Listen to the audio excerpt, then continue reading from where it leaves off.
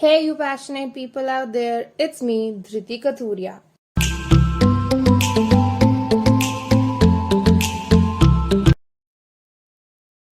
In this video, we will be continuing with our topic Parliament of India. So, let's get started. Starting up with the functions of the Parliament. Basically, there are 5 main functions of the Parliament. Firstly, legislation, which means making laws and provisions for the smooth functioning of the government and nation at large. यानी सरकार और देश के सुचारू कामकाज के लिए कानून और प्रावधान बनाना. It is embedded in Article 107 and 108 of the Indian Constitution. The purpose of this function is the realization of the constitutional objective of India as a welfare state. Secondly, providing the cabinet. It stands responsible for the parliament itself and provides the proper aid to the president. The cabinet is accountable only to the Lok Sabha and it may consist of members from Rajya Sabha too. Control of the cabinet. To see if the cabinet is able to maintain its trust through the majority of the ruling party. मतलब कि ये देखने के लिए कि क्या cabinet सत्ताधारी दल के बहुमत के माध्यम से अपना विश्वास बनाए रखने में सक्षम है या नहीं. It is expressed in Article 75, subsection 3 of the Indian Constitution. Next, criticism and evaluation of the cabinet. It is the foremost important function. यह सबसे important यानी महत्वपूर्ण फंक्शन है पार्लियामेंट का. As the cabinet is responsible for the parliament, evaluation of the actions and decisions of the cabinet must be done by other members. क्योंकि cabinet सांसद के लिए जिम्मेदार है, इसीलिए कैबिनेट के कार्यों और निर्णयों का मूल्यांकन अन्य सदस्यों द्वारा किया जाना चाहिए. It bars the government to act in a dictatorial way, यानी यह सरकार को तानाशाही तरीके से कार्य करने से रोकता है.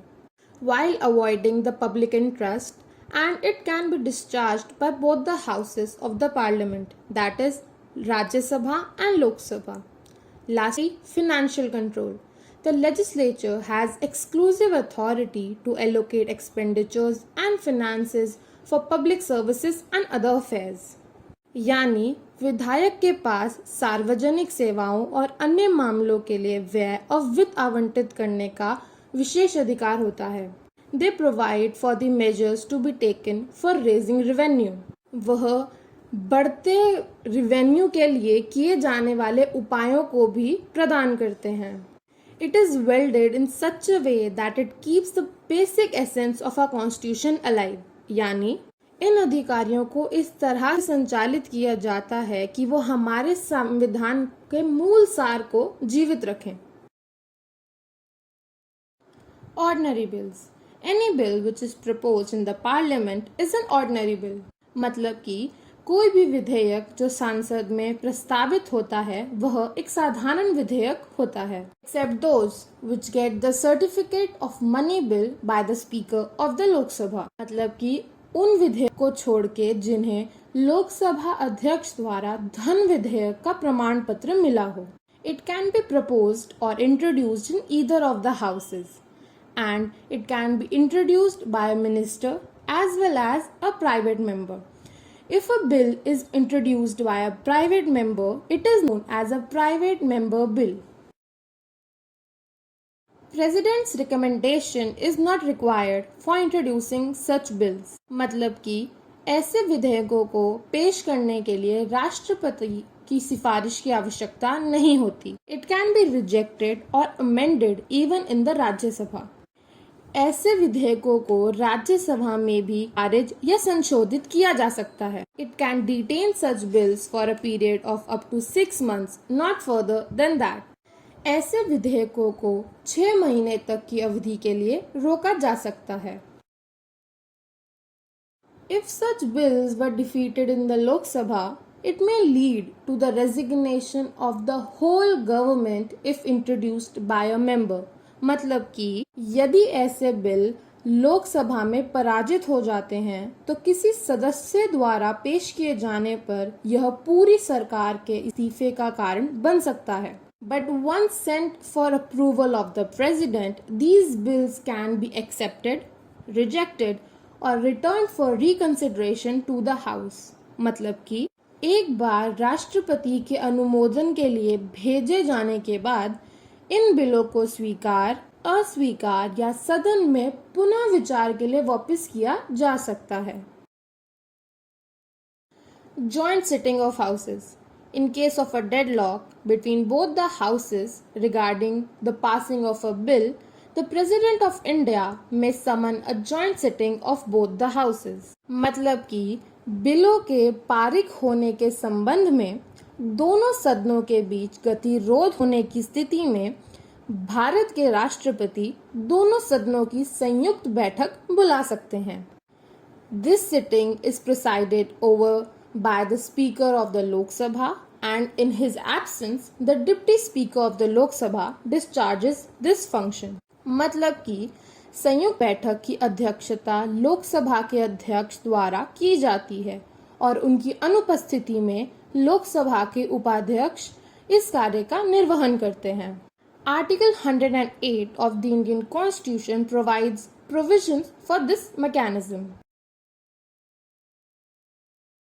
which states that a joint session can be called upon only if, firstly, a bill after being passed out in one house and the other house rejects it, secondly, one of the houses doesn't accept the amendments passed by the other house, and lastly, when 6 months elapse and the other house doesn't pass the bill।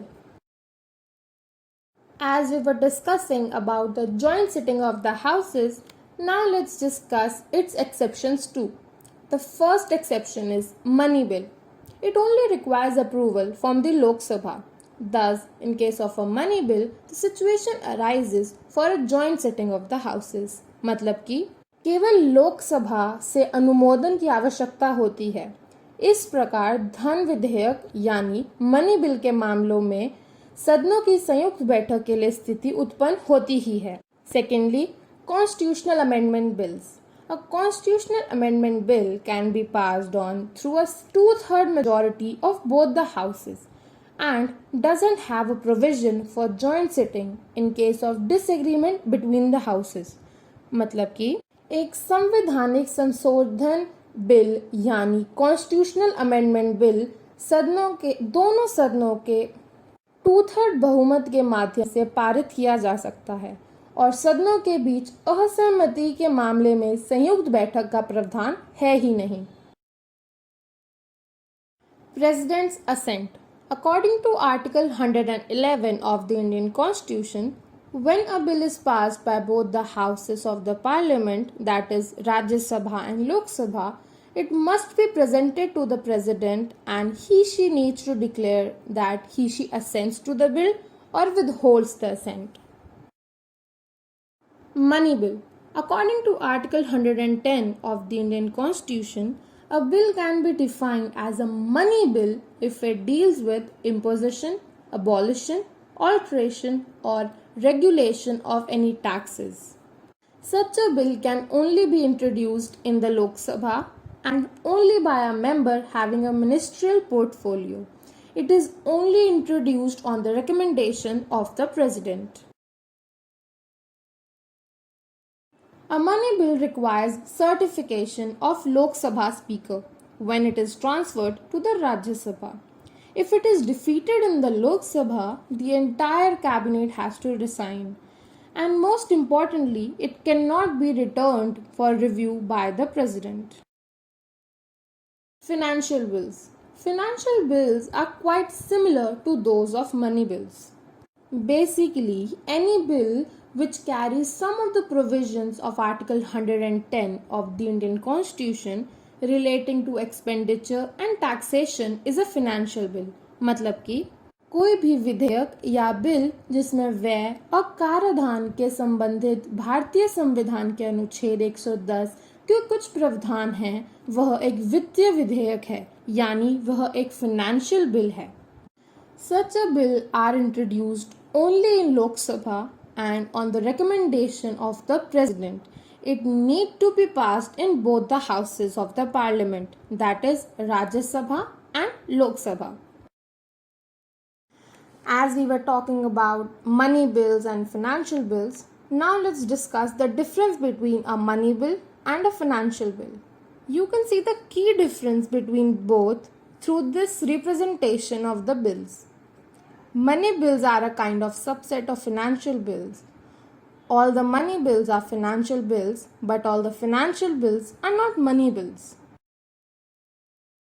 Rajya Sabha can't amend the money bill but can recommend amendments in the financial bills. मतलब कि राज्य सभा धन विधेयक मतलब कि money bill में संशोधन नहीं कर सकती, लेकिन वित्तीय विधेयकों में मतलब फिनेंशियल बिल्स में संशोधन की सिफारिश कर सकती है.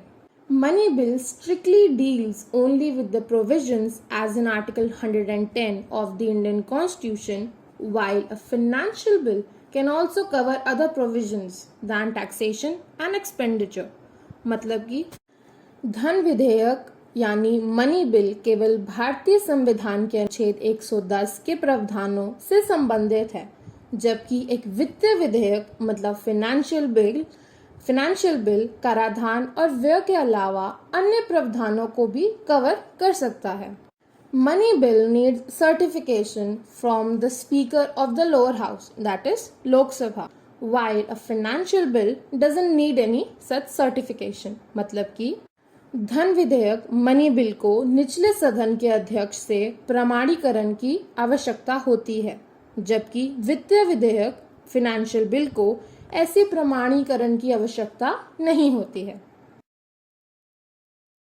Now let's talk about annual financial statement, that is budget. It is an important document dealing with the finances of a nation. Provisions relating to budget are discussed in Article 112 of the Indian Constitution. The budget is presented in such a way that expenditure and receipts regarding fiscal and deficits of the current year, the previous year and the year for which budget is presented. मतलब कि इसे इस तरह से प्रस्तुत किया जाता है कि यह चालू वर्ष के वित्तीय और घाटे के संबंध में व्यय और प्राप्तियों को शामिल करता है, पिछले वर्ष और जिस वर्ष के लिए बजट प्रस्तुत किया जाता है. The annual financial statement consists of three parts, that is Consolidated Fund of India, Public Account of India and Contingency Fund of India. It also includes an account of loans advanced by the government and the loans to be recovered by it, including borrowing from the Reserve Bank of India. The following flowchart shows the three parts of the annual financial statement, that is Consolidated Fund of India, Public Account of India and Contingency Fund of India. Discussion and voting on budget. After a budget is proposed by the finance minister, it is followed by extensive discussion in the house and lastly voting is done. मतलब कि वित्त मंत्री द्वारा budget प्रस्तावित किए जाने के बाद सदन में व्यापक चर्चा होती है और अंत में मतदान होता है. Voting is done on the demands of grants. All the standing committees submit their respective reports, followed by discussion and voting. Now you must be wondering what is demands of grants. It is an expected spending by a particular department or ministry. मतलब कि किसी विशेष विभाग या मंत्रालय द्वारा अपेक्षित खर्च को डिमांड ऑफ ग्रांट्स कहते हैं. Appropriation bills. An appropriation bill is tabled by the government if it intends to withdraw funds from the Consolidated Fund of India. This is done when the government wants to withdraw the funds for expanding and meeting the expenditure. It can only be introduced in the Lok Sabha, that is the lower house of the parliament. That's all for today, guys. Stay tuned for upcoming videos. Hold on, don't forget to subscribe. Thanks for watching.